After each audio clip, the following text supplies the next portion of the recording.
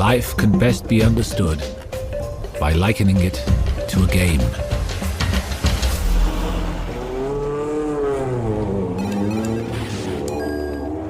Since we are exterior to a great number of games, we can regard them with a detached eye.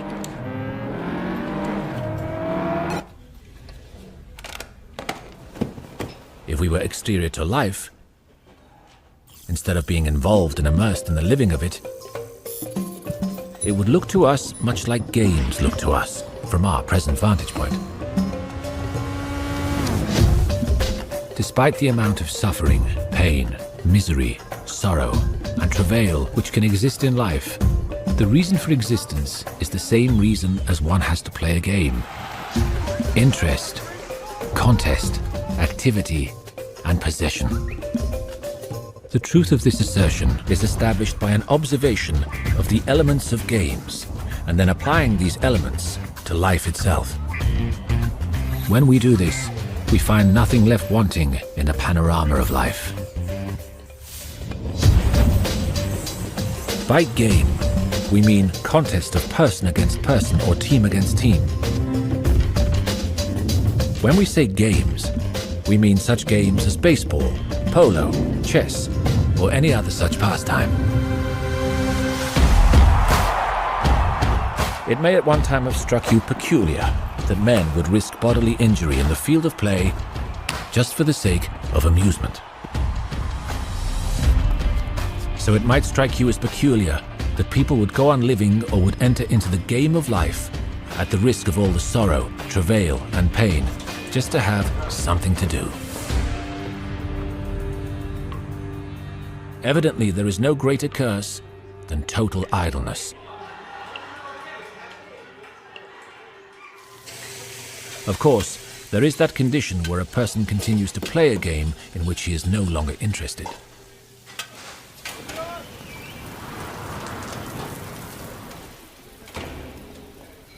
If you will but look about the room and check off items in which you are not interested, you will discover something remarkable.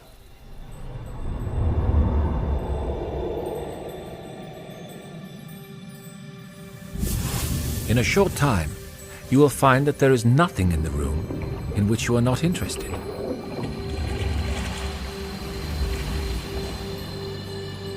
You are interested in everything.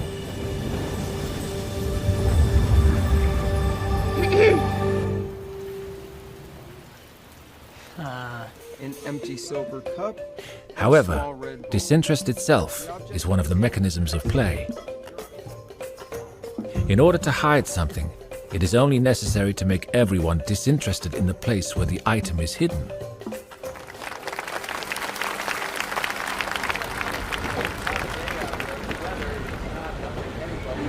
Disinterest is not an immediate result of interest which is worn out. He's not done well all season. He's coming back from... Disinterest is a commodity in itself. It is palpable. It exists. Who was once a star player of this game, Collins, who right now does not look like the happiest man on the field. He's had a rough year, a lot of injuries, a lot of mistakes. You can tell he's dejected. He's not got the old fire that he used to have. By studying the elements of games, we find ourselves in possession of the elements of life. Now wait a minute. He's starting to go downfield. It looks like he's got the ball. And he's starting to make some kind of a move here. Yes, it looks like he's going for it. He's going all the way. And this is a risky move, folks. I can't believe he's even going to attempt it. This is something completely unexpected. Isn't going to work. He shoots. And he scores! What a comeback!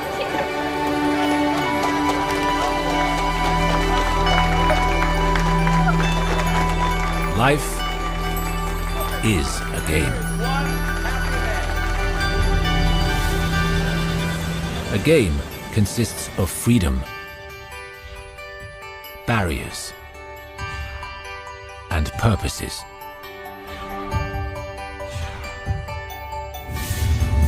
This is a scientific fact, not merely an observation.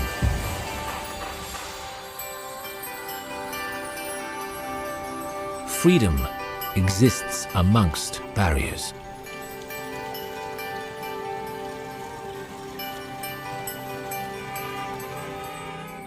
A totality of barriers and a totality of freedom alike are no-game conditions.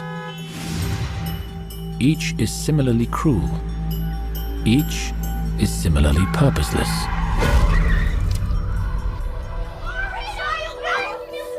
When the relation between freedom and barriers becomes too unbalanced, an unhappiness results.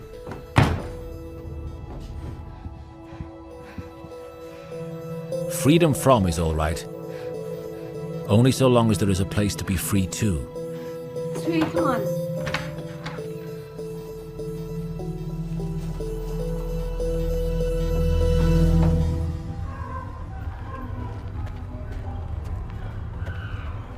An endless desire for freedom from is a perfect trap. A fear of all things.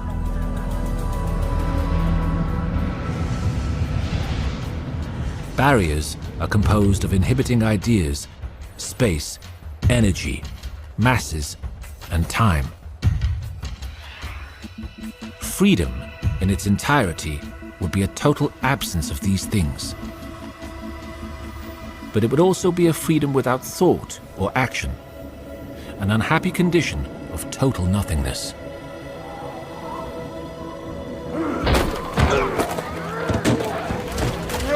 Fixed on too many barriers, man yearns to be free.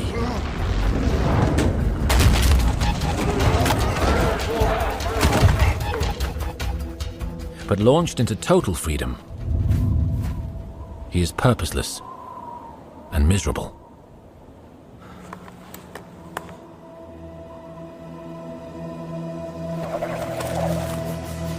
There is freedom amongst barriers. If the barriers are known and the freedoms are known,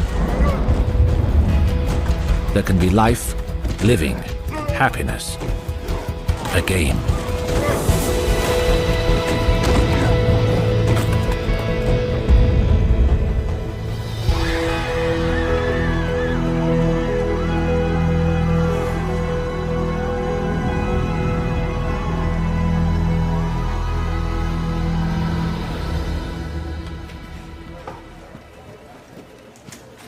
The restrictions of a government or a job give an employee his freedom.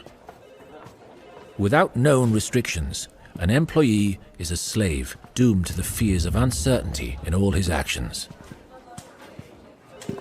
Executives in business and government can fail in three ways and thus bring about a chaos in their department.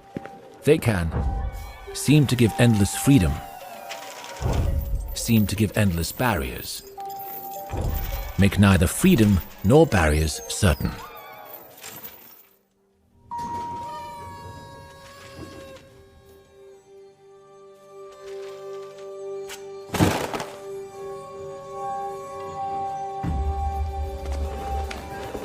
Executive competence, therefore, consists of imposing and enforcing an adequate balance between their people's freedom and the unit's barriers, and in being precise and consistent about those freedoms and barriers. Handwork.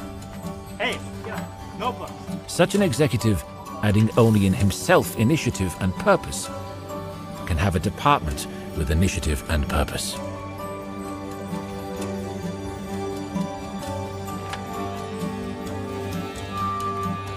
An employee buying and or insisting upon freedom only will become a slave.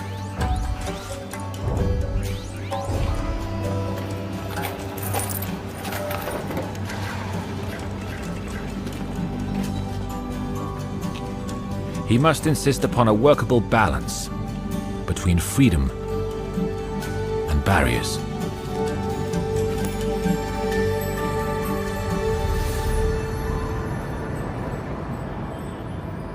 There is the principle in Scientology called pan-determinism. This could be loosely defined as determining the activities of two or more sides in a game simultaneously. For instance, A person playing chess is being self-determined and is playing chess against an opponent.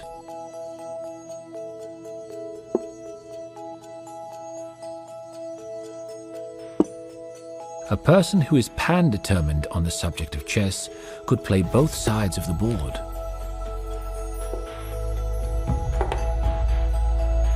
A being is pan-determined about any game to which he is senior. He is self-determined only in a game to which he is junior.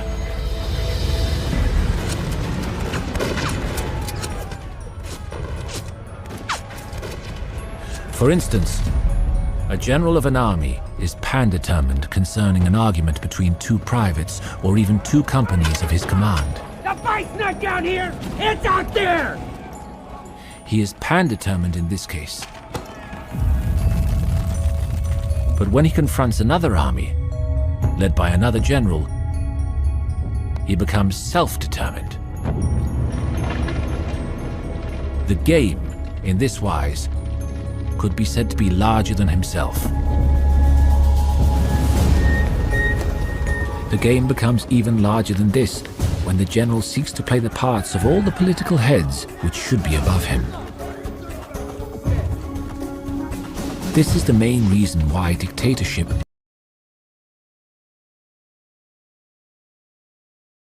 to be pan-determined about the entire system of games which comprise a nation. He starts taking sides, and then, to that degree, becomes much less than the government which he is seeking to run.